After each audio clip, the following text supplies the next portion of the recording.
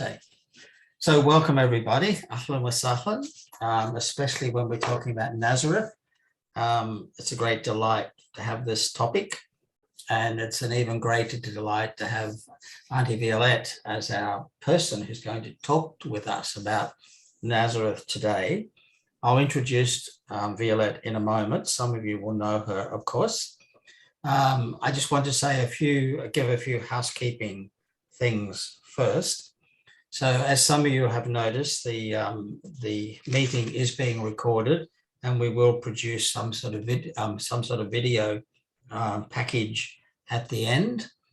It may just be the straight presentation, or depending if it's possible, I'll break it up into smaller segments, just depending on how the presentation from Violette goes in just a moment.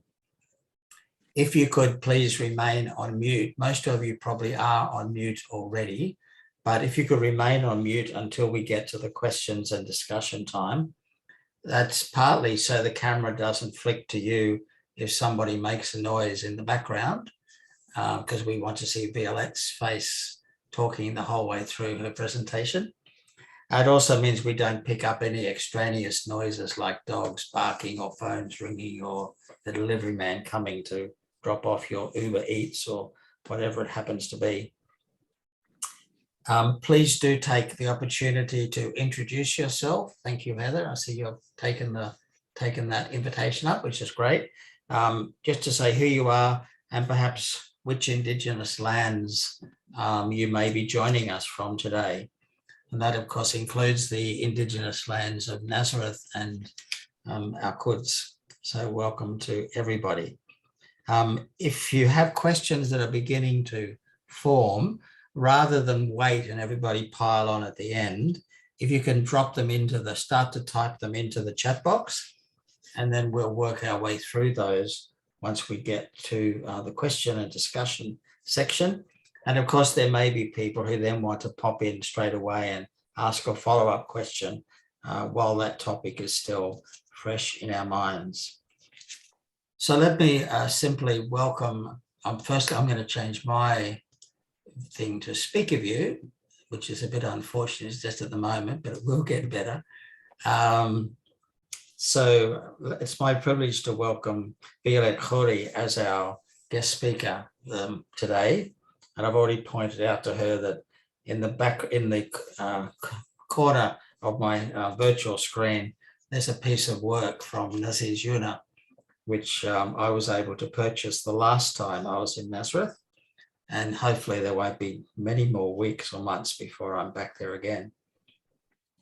Violette is a well-known and much-loved citizen of Nazareth. And she's perhaps not the ultimate answer, but she's one of the great answers to the question, which I think was asked by Nathaniel, can anything good come out of Nazareth? Well, leaving aside Jesus, lots of good things have come out of Nazareth over the years, and one of them is Violette, who's one of the most holy and blessed gifts to the world to come out of Nazareth. Her whole life has been spent in Nazareth. She'll talk about that in some detail as we go on. For 40 years, she ran the downtown pharmacy just near the bus stop. So everybody who has ever had a sniffle or needed to have a script filled has been into her shop at some stage. There was one day I was trying to make my way unsuccessfully to her house and didn't quite make it, took one wrong turn. Ended up being taken hostage, shall we say, by a local school teacher who'd been trying to get Violette to answer his phone calls for months. So he was delighted to take me into his office and ring Violette and say, you will come around to the school because I have Greg here waiting for you and I want to speak with you. So as soon as I said to the gentleman, I'm trying to get to the house of Violette Khoury, he said, you come with me, and made sure he knew exactly who I was talking about. So without further ado, we're going to hand over to Violette, and she's going to give us some insights into what Nazareth is like today for her and for her community. So Auntie Violette, over to you. Thank you. Thank you, Greg. Thank you for this introduction. Good morning or good afternoon, everybody, wherever you are. It is a privilege for me to talk about Nazareth and Nasri. And this is my hometown who taught me a lot about life and about humanity. And as you mentioned it before, as a Nazarene, wherever I went, I introduced myself coming from Nazareth, and people would say, oh yeah, the real Nazareth. Can there any good thing come out of Nazareth? And you just mentioned that another time today. Yes, my answer to Nathanael, every good thing came out of Nazareth. Jesus lived, grew up, he learned, he played, his hidden life was in Nazareth. And I can say that Nazareth is the incubator of Christianity.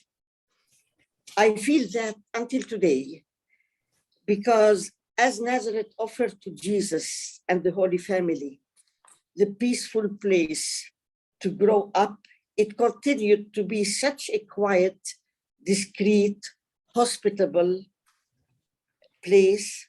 It is known for its human relations, extended family relationships, and with no much excitement, but an intensive inner life. And you can feel that.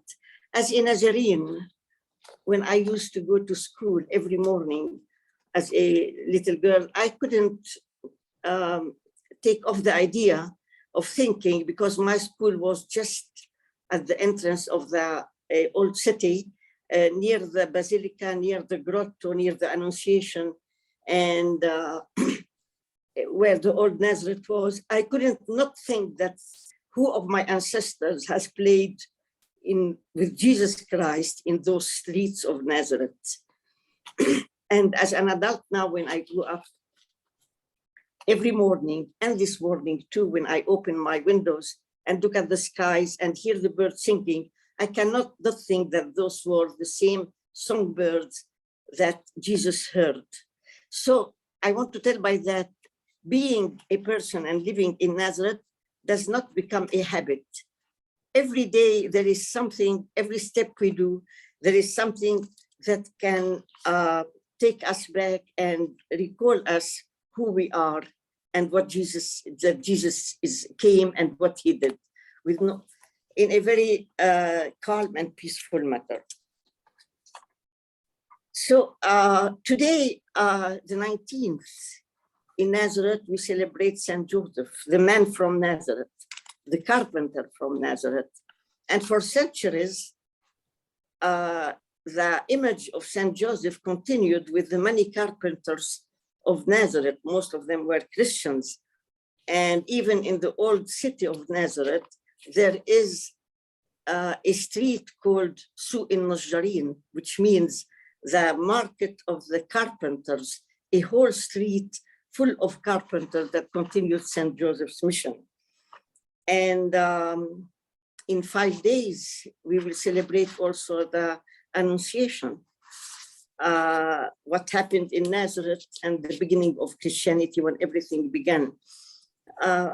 We cannot overlook those things.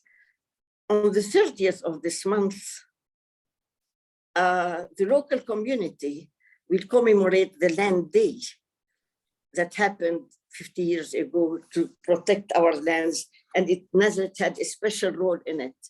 I want to say by that Nazareth has a continuity of involvement in our life. We are the Christians, we are certainly the descendants, the Christians living here, we are the descendants of the first Christians who knew Jesus, who followed him, and who continued to live with him. And as a matter of fact, the continuous presence of Christians, the original, the indigenous Christian, contributed to make now what we call the holy places. So when the pilgrims come, visit holy places and not holy shrines, it is just because the local people, the indigenous Christians, continued to live here and to live the message of Jesus Christ, even if it becomes a way of living, but as I said, not a habit. So we are here. And if this means anything, something for the modern narrative, it means that this country, Galilee, Palestine, had always had a people living in it. It has never been a empty land to be given to a people with no land, as the modern narrative would like it to be.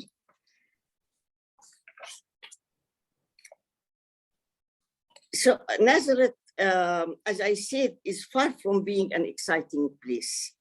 It is a place, if you seek serenity, it is a place I learned from the people and the women and mothers where wisdom prevails, patience, human encounter, and cooperation. And this is a place where you can learn those things, and I will tell you how and why. Even in the gospel, Mary kept in her heart so many things, and Joseph also maintained and was the just man, and many just men like him. And since the time of Jesus until our modern times, 1948, Nazareth was known, had the same aspect, was known for its artisanal works, for handcrafts work, for people, hardworking people, and a very peaceful and tolerant community, where people from different religions lived in a perfect harmony. What is Nazareth today? If we look at it from the perspective of pilgrims and the outsider, Nazareth represents a place where pilgrims come, spend few hours, visit some sites, the spots, visit the churches, and have no other relation with the people living in it. They don't discover even what the spirit of Nazareth is. For us, Nazareth is not a place, Nazareth is a spirit, and we have to keep it alive. As a place, I said it is not exciting, it has few things, but as a spirit, it is very deep and it offers a lot. But Nazareth today, as I said, for centuries, for 2,000 years, Nazareth continued to be the modest, small town, living people, some agriculture people and artisanal people. The things Nazareth shaped its today was shaped with the drastic change that occurred in 1948, the Nakba, the drastic change that occurred for the whole Palestinian people and the whole area. And from here, we will start to talk about Nazareth today. These are my first memories. And my life is a result of the events that happened and the changes that happened in 1948. I just wanted to talk about the events that happened and that shaped Nazareth today. I found it difficult to talk. I will talk about my life, about my experience, because I know that I am telling a living story, the truth, and not a narrative that has been written with so many prejudice and so many other ideas. Since I am an ordinary, simple woman of Nazareth, and my life is similar to any other people, any other woman and any other person in Nazareth. So what I witnessed can be the image of anybody who witnessed, anybody living in Nazareth in different perspectives. So excuse me, allow me to talk about myself because I can be more sincere, I can be more concrete and know what, and tell you the real truth and the reality of Nazareth. I am an ordinary woman. I was born in Nazareth in 1938. My first memories are I'm a memory at Nazareth at the end of the World War II, when Nazareth had around a little less than 10,000 people living in it. It was mainly, most of them were living in the historical old city, which offered an intensive commercial marketplace called the souk, and a center for different artisanal works. That's why in the old city, we have streets named after the workers who live, the carpenters, the smiths, and anything, it's named around them. And it was, and the people were living among it. It is a fascinating place. It is a treasure, the old Nazareth. You can spend days there just admiring the old architecture and the frescoes in some houses and the simple stone houses and the gardens.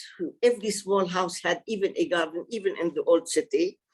Every garden had some fruits, fig trees, almond trees, some of them olive trees, and so on. And it was a community living, communicating together. And in the old city also, we had churches of different denominations, all of them around each other. We used to have at that time 5 different denominations. Now we are 7 different denominations, and a mosque inside, in the middle of, between those churches. And I remember the real harmony that when people went to pray, Christians, Muslims. At my time, at that time, Nazareth was about 60% Christians and 40% Muslims. I have to say that there were also around the souk, the old city, some residential areas on a walking distance, and the surrounding green hills were making Nazareth, for Nazareth, it's a town of 25,000 dunams or 25,000 square kilometers as area for 10,000 people. Remember that. About 30% of the territories of Nazareth belong to the Christian institutions from different origins, mostly of them from Europe. And they were, some of them, many of them were serving the whole community, Christians, Muslims all around, with schools and hospitals, and plus monasteries and other properties. But it is a 30% of the territories of Nazareth were belonging to that. Now, the Christian institutes, I think they are extended on 22% of the territories.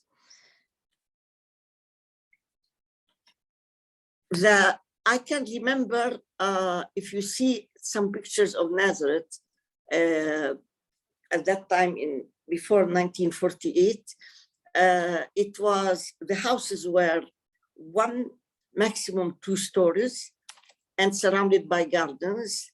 And everywhere you could see a green area in Nazareth. It was such a pleasant thing, say, to walk around, it's such a peaceful thing.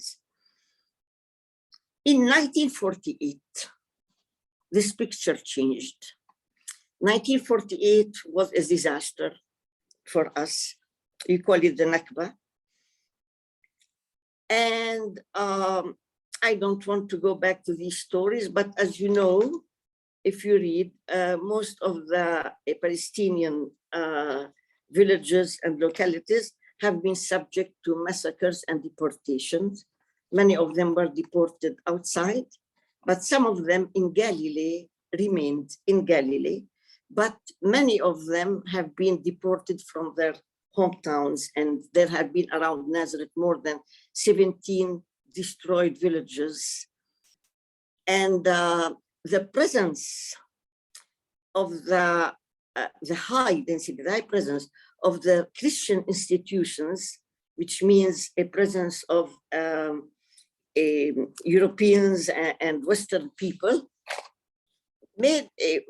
was a defense for Nazareth, since at that time Ben Gurion didn't want to have any scandal with the European world, with the Occident, with the Western world, and he declared that no massacres in Nazareth. In a certain way, Nazareth was a safe place, and it offered a safety for the deported, for the refugees, for the displaced people, and they came as refugees to Nazareth. And I remember that very well because I was 10 years old. And immediately Nazareth received around 25,000 refugees. The 10,000 people received 25,000 refugees, and immediately Nazareth became a 35,000 people, and the refugees had no other help, no other support than the cooperation and the hospitality of the people of Nazareth, who were living in conditions, in very hard conditions, due to the war also. I mean, the displaced Palestinians from the surrounding village and other cities like Tiberias, Bisan, Haifa. And so Nazareth became a huge refugee camp. And I have to say that Christian institutions opened their houses, hosted all those refugees, and everyone in Nazareth helped according to its possibilities. So with the establishment of the State of Israel, Nazareth became the capital of the Palestinians, Israeli citizens, because the greatest agglomeration of Palestinians who remained in Israel, who were not deported abroad, was in Galilee, around Nazareth. Among them, a big deal, half of them were like internal refugees, or so-called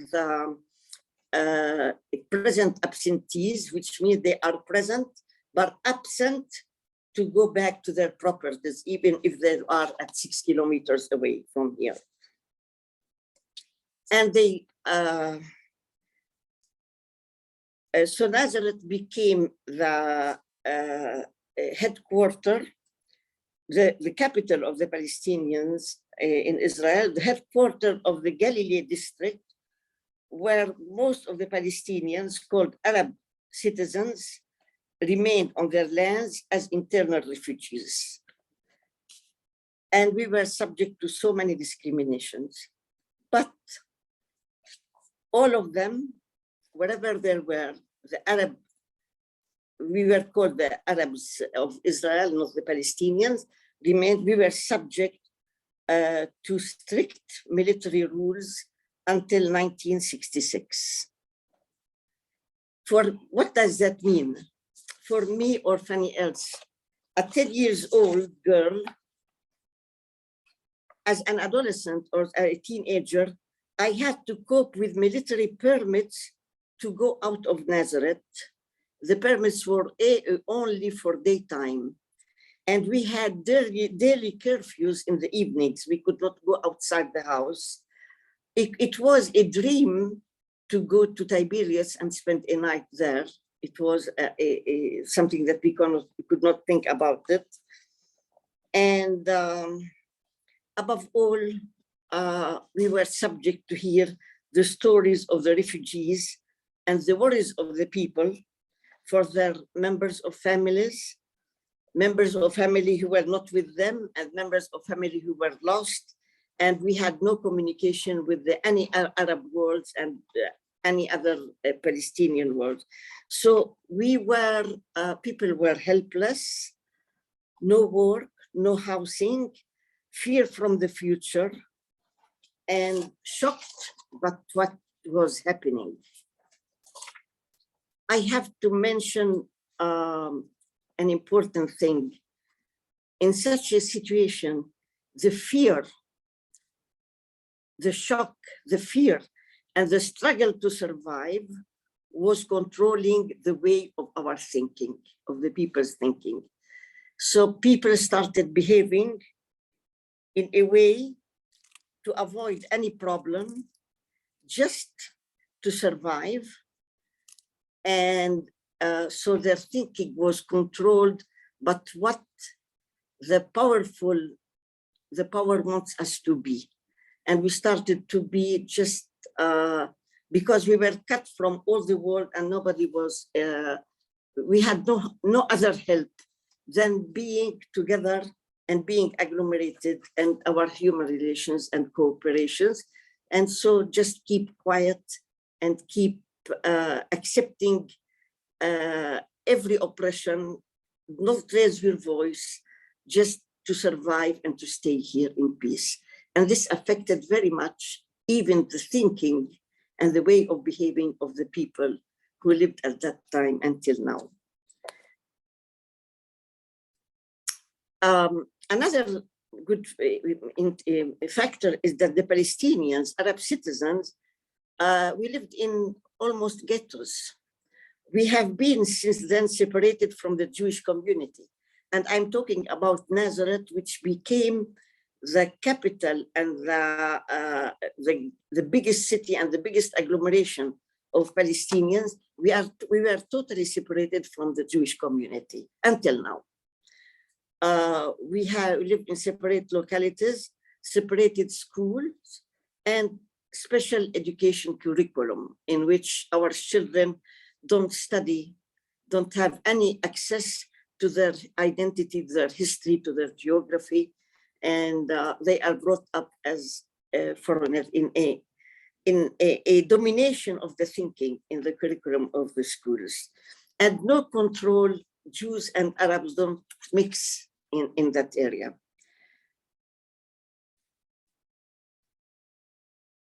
But I feel for high school, I told you that Nazareth became a huge refugee center. So even the schools have been reduced to accept and attend refugees. So I was at the age to go to high school, and my parents wanted to give me a good education and no good schools available in Nazareth. They sent me to Jaffa. Jaffa was the big cosmopolitan, rich city of Palestine, and it had very good school. One school, St. Joseph School, a French school, remained, where all the others were almost closed. Two others remained, and I was sent to high school to Jaffa and to finish there my high school according to a French program. Arriving at Jaffa, I was at the age of 13. I was shocked by the view of the emptied and destroyed city. It was a wealthy, cultural, economical Palestinian city, and it was emptied and destroyed. I realized the atrocity of the Palestinian Nakba, because from one side, I saw the deserted city, and from other side, I reminded in Nazareth, I saw the agglomeration, the refugees and the deported people and the displaced people. And I was wondering, what are those people of Jaffa, where they are and what they are doing? So I realized that we are in front of a big problem, the atrocity of what is the Palestinian Nakba. So, Violette, sorry to interrupt. We're already at 25 minutes, and I know, sure, Heather, and we haven't got to Nazareth al-Yum as yet.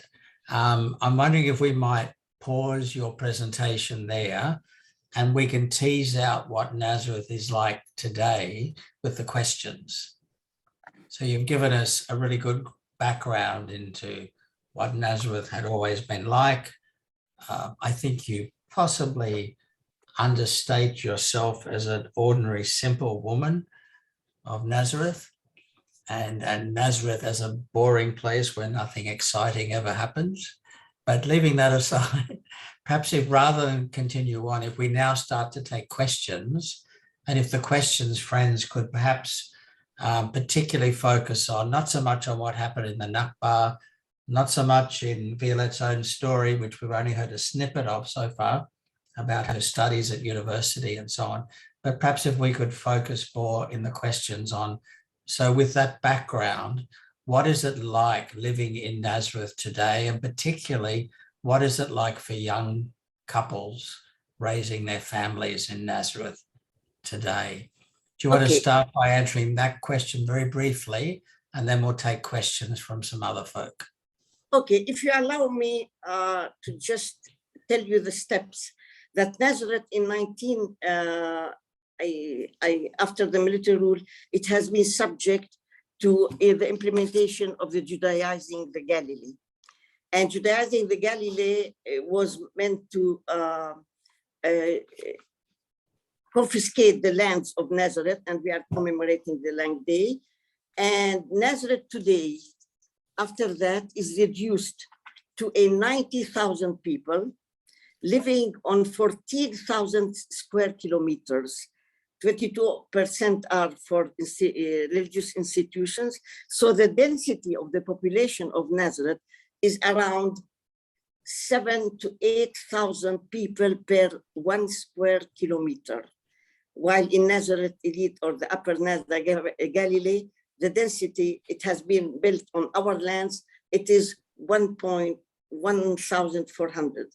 I mean, the huge density of the population of Nazareth, the lack of housing, the lack of, and the display below made that most of the young couples, the educated young couples, are obliged to live outside Nazareth, in outside Nazareth. So Nazareth today is a problematic, a depressing place for the new generation, because the high density makes a chaotic place, a chaotic existence, and chaos. The chaotic place is a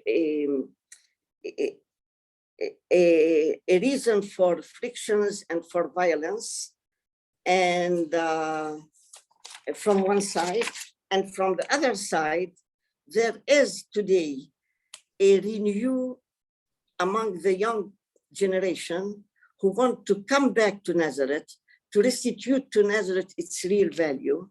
And they also, all what they need is just help and support, and to have a platform to do their work. Okay, so what if we pause there? And friends, we don't have any questions that have been going into the chat room because everybody's been hanging off Violette's every word. So perhaps just use the reaction button at the bottom to flag that you'd like to ask a question. And I will try to scan for anybody who's putting their hand up. And then if you don't jump in straight away, I'll ask another question because I know that Violette can continue talking a lot more than she has so far. Is there another question? No, that's not yet. I haven't seen the question yet. Oh, here we go. So a question from Mark, who's in Sydney these days. And the question is, have local Christian churches in Nazareth been effective in keeping the Christian faith growing and alive in Nazareth itself amongst the local Palestinian people? So what's the dynamic of church life and Christian Thank you faith? for the question. The churches are doing their best to keep the faith for the Christians, but the faith is the living faith, and the churches have to be in direct contact with the problems of the people. There is until now a separation between our daily life and our prayers and our faith. So the churches are doing their best, but the Christians need a local need a real support for the existence and to stay and to be good citizens and to stay in Nazareth. It means that the local churches, the local institutions are giving us services like schools and hospitals, and the churches are doing their best, as I said, but there is no real support for the grassroots community. It is the grassroots community that can maintain the presence of the Christians and the presence of the Palestinians. And those grassroots, the grassroots community have really no help and no support. So what Can I ask sorry, yep. Go on. So in terms of the population these days, am I right in thinking that the Christian population in Nazareth today is about 1/3, whereas it used to be 2/3, going back a few decades? That in the overall size of the city, the Christian community is much smaller than it used to be, percentage-wise. That's right, for several reasons.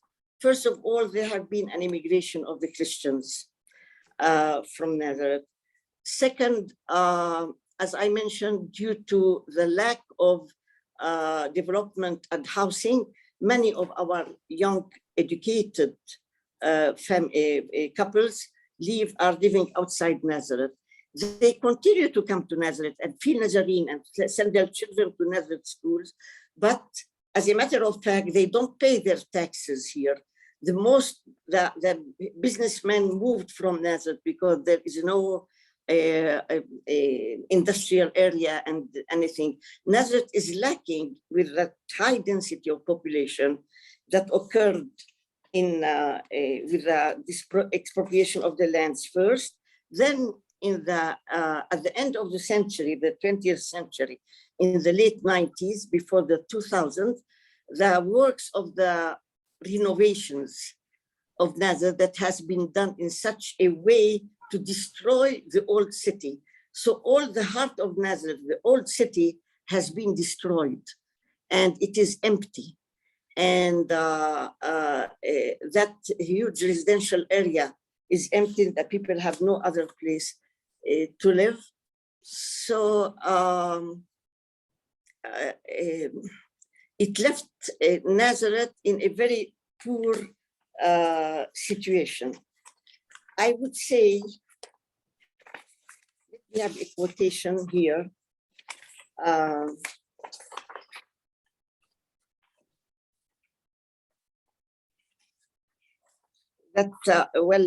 We say that Nazareth became a myth and as a lost city for its people, but nowadays there is a huge desire to reconstitute by the young people, to restore and to reconstitute Nazareth and not to immigrate. So first of all, the Christians' presence went down because of the immigration and because many other Muslims came. But we don't care about it because we lived always in perfect harmony. The worst occurred in the 1990, at the end of the century, in the years 2000, when by applying the rule divide to win or divide to control. And we started having polarization, which was introduced from outside in order to divide the people between them. And the deterioration of the social structure of Nazareth started. And all what we had in Nazareth was that social harmony and social structure. And then we started losing it from the 2000 till now. But nowadays, in 2020, there is an awareness, and people want to bring back that harmony and to come back to Nazareth, and by some grassroots movement to restitute life to their old city, and to find, and that's why people need help. And I think that the churches have to be to take their role inside here also. The absence of young couples from Nazareth, they don't vote for the municipality of Nazareth. They don't pay their taxes for Nazareth. That makes that Nazareth is becoming a slum or maybe a suburb for Nazareth elite. Or the Could we actually talk about Nazareth elite? We have a question here from Tom asking about the relationship between Nazareth and Nazareth elite, which of course is now Nof HaGalil.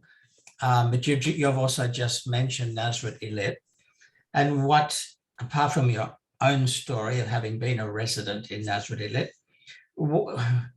what's the situation in terms of Palestinian residents in Nof HaGalil, which most of us will know better as Nazareth elite? Okay, Nazareth elite became Nof HaGalil lately. When it was meant, when it was built on, it was meant to take the place of Nazareth to control the upper Galilee and even separate Nazareth from all the surrounding villages and to take its place. Actually, it took its place because since they started the renovation or the works in the old city that destroyed it, all the commercial center, Nazareth had a huge commercial center, moved to Nazareth elite, and people started moving there, and even the headquarters of the official government offices, everything moved there. And first, we were not allowed to live there until somebody went to the High Court, and then they decided that people can live there. Now, actually, there are around 20% of the population of Nof HaGalil are Palestinians from Nazareth. And they are living there, and they are buying more and more and changing. If you go, you can see the presence, the huge presence of the Nazareth elite. So probably the project of making Nof HaGalil the capital of Galilee did not come true. They are trying to make Afula now instead of it. But the relationship between Nazareth and Nazareth elite and the Nof HaGalil is still a separation between, there is still separation between the Jewish and the Arab community. I mean, they are living there, but there is no real confusion, the coexistence. They live in Nazareth elite, but they belong to Nazareth, to Nof HaGalil. They belong to Nazareth. Their activities and everything is in Nazareth. And there is still that, you can feel it, that separation between the Jews and the Arab community in Nazareth elite. If that was the question. Sure. Well, I think it was along those lines. And I think your point earlier was partly that many of the younger families are living, particularly in Nof HaGalil and other places outside Nazareth itself, and therefore their taxes and so on are not going into the development of Nazareth city, because they'll be paying taxes to Nazareth elite or Rainy or wherever it is they've moved for housing, which is accessible. They move either to Nof HaGalil or to Haifa to the mixed cities. They don't move, many of them don't move to Arab. Yeah. Okay, shukran. That's good. Any other questions from people, particularly about what Nazareth is like for people living there today? For people living there today, they love it. They love it. They feel sad. It is aching, frustrating. Well, for the people of Nazareth today, Nazareth, I would say, remains an idea in the past, a fantasy in the Christian and mind, and a destination for Christian pilgrims, and who remain unaware of this historical city's present situation and its continued slow and painful death. This is what people of Nazareth feel, that Nazareth is a suffering place, a suffering city, that it has to be helped because it is not a dead city. There is recently, we witnessed a wake up of the new generation, I said that, and a will and a desire to reconstitute Nazareth and its harmony, because it is in their set, and they see Nazareth played a role of for the Palestinian in the 70s. It was with the 70s and 80s and 90s when Nazareth was offering the voluntary work camps, and it was attracting the whole Palestinian community, even from the West Bank, and it was the heart of the Palestinians, and it was offering also a good presence for the pilgrims also, even, but all of that went down in the years 2000 and with destruction of the camp, of the city, of the old city. Sure. But I would say, let me invite you to, and say, perhaps if you would like to tell us a little bit about Nazij Una and how that project is about recovering some of the traditions and building new relationships, sort of sideways between people. Great, thank you.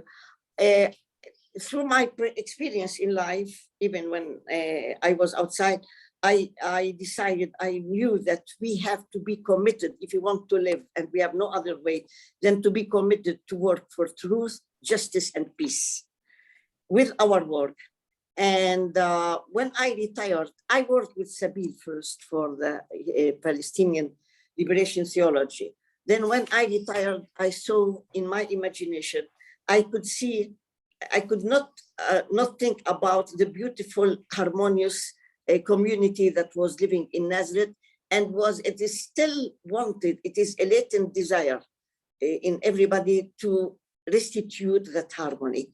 So I founded an organization called Nasijuna. Nasijuna in Arabic is our texture, where I realized that we were losing our language, and we were losing our identity, and we were losing our heritage.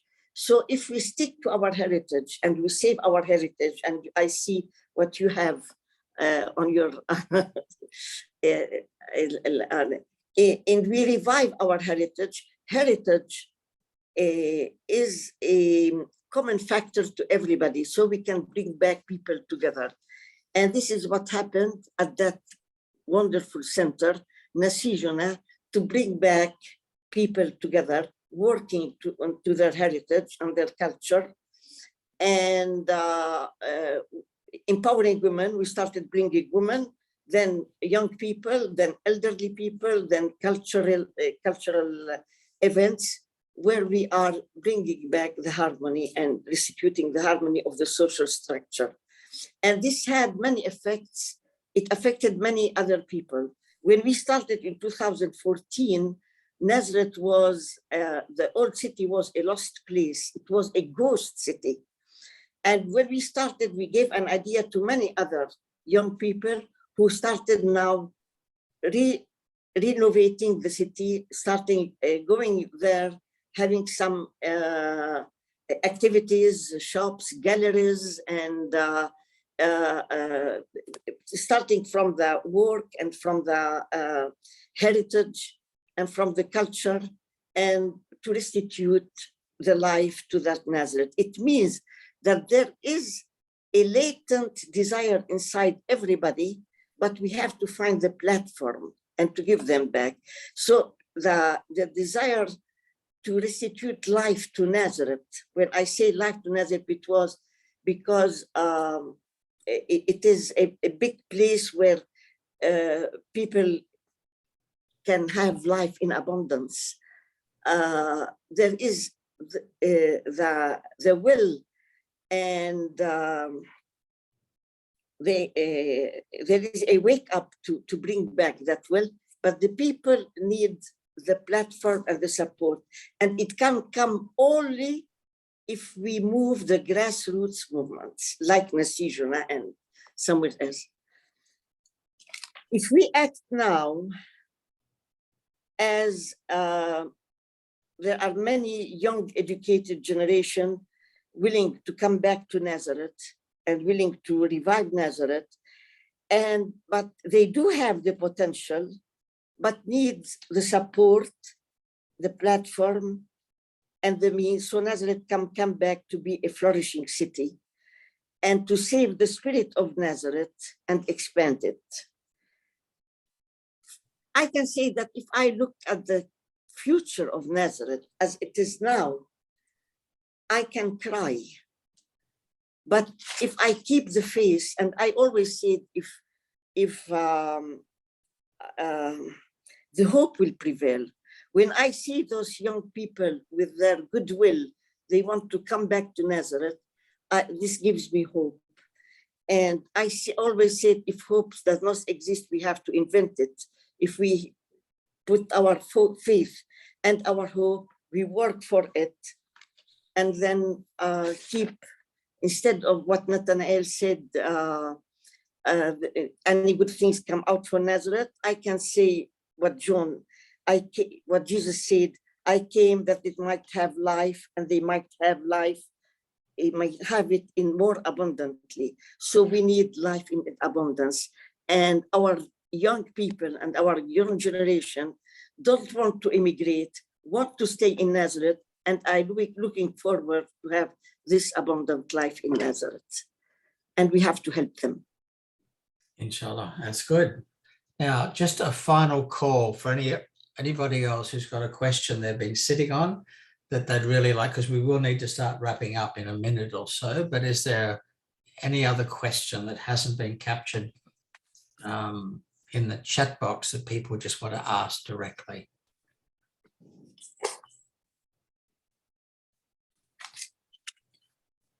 Okay, well, look, we might start the process of wrapping up. So firstly, a huge thank you to Violette.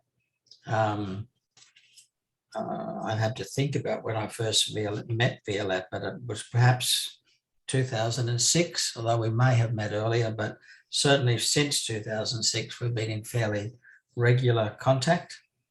Friends of Sabeel in Australia has particularly had a connection with the Nazareth branch of Sabeel. Partly because we're small and they were small, and so we had a kind of a proportionate scale in terms of relationships. Many people that have come, I mean, one of the amazing things about the Nazareth Sabeel branch was the number of international guests who they got to speak with during the year. And sometimes it's been a surprise just how many dozens of groups, dozens and dozens of groups every year have either had a conversation with Violette or with Radia or with somebody else from the Sabeel office in Nazareth. And you won't be surprised, and many of you will know that Violette has been honoured recently in a number of ways, recognising her service to the community and particularly to the church life in Nazareth. We have a couple of other things coming up in this particular series, which is basically the third Saturday of the odd-numbered months. So on the 21st of May, we're going to be, I'll bring my webpage back up. We're going to be talking we're going to be focusing on the story of the Waldorf Hotel and the work of Banksy in that particular, so really looking at the impact of the occupation and of the security crackdown on the community in Bethlehem. So the focus in this series is not so much to think about the politics or the history, but to look at what life is like at the moment. So last month we had Bishop Manib, who spoke about the Palestinian experience. Today we've been listening and conversing with Violette about the lived reality in Nazareth today, and particularly the challenges for young families. And next month our guest will be Wissam Salsa, who is the owner and manager of the gloriously named Waldorf Hotel. If you say it quickly, it sounds much more flash, but it's the Waldorf Hotel, not the Waldorf. And he'll be talking about the situation for the community, both Christian and Muslim, in Bethlehem. Some of you will also be aware that here in Australia, the Palestine-Israel Ecumenical Network, and also the just launched last week, a new group called Palestinian Christians in Australia, and also Sabeel Australia, are offering a series of Wednesday events during Lent. The second one is this coming week, and we'll have Daniel Menard from Masala, who will be, again, much the same as Violette, will be talking about the situation, the lived experience of Palestinians within Israel, not on the West Bank, not in Jerusalem or Gaza, not in the diaspora, but the situation of Palestinians within Israeli society. And then the following week, we'll be hearing from Palestinian voices in the Australian diaspora about their perspectives and their experience. And then, excuse me, we'll be drawing a lot of that together in a special celebration on the night before Palm Sunday. So on Saturday, the 9th of April. And you'll find details about that on the Sabeel Australia website, but also on the PN website or the Palestinian Christians website. So thank you for your participation today. A special thank you to Violette, who obviously, if we'd had an hour and a half or 2 hours, we would not have been looking for any fillers to fill in the conversation, because Violette's story, like the story of Nazareth, is so rich and also challenges us about our response to injustice. So thank you again, Violette, for your openness and your generosity. Thank you for letting me interrupt occasionally and try to gently steer you back so we could keep some time for questions and discussion. And thank you as well to Omar, who's hiding behind his Sabeel logo, but has been making sure that all the technical logistics happened as they needed to do. So we're just coming up to the end of our time, but please continue to pray not only for Jerusalem, but also for the holy city of Nazareth. And let's particularly pray for the rejuvenation and the rebirth of hope and courage in Jesus' town. So thank you all, and thank you especially, Violette. Yes, I thought I'd get the last word, but you're muted at the moment. I may still get the last word. You need to turn your microphone on if you want to have the last word. You're still muted. This is a meme of the early 21st century. Can you unmute yourself, Violette?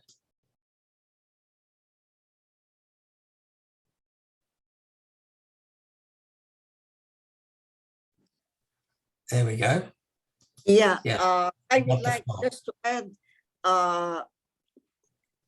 to ask any tourists and the pilgrims who come to Nazareth, please don't stop only at the churches. Try to meet the people of Nazareth today. It is the continuity of what we have seen, but it is the living Christianity inside Nazareth. It is a different story. It is a totally different aspect of what you see, and it gives plenty of richness to your journey in Nazareth. Meet the people and contact them and see what it is. Thank you. And Mark, you've got a comment, question? No, you've just put, oh, you're just doing a thumbs up. Sorry, I thought you were waving. I needed to pay more attention to the shape of the hand. Indeed, thumbs up from us all, Violette. Thank you so much for your time and generosity today. And I'll see you soon, inshallah. Thank you. Thank you so much, everybody. Okay, thanks all.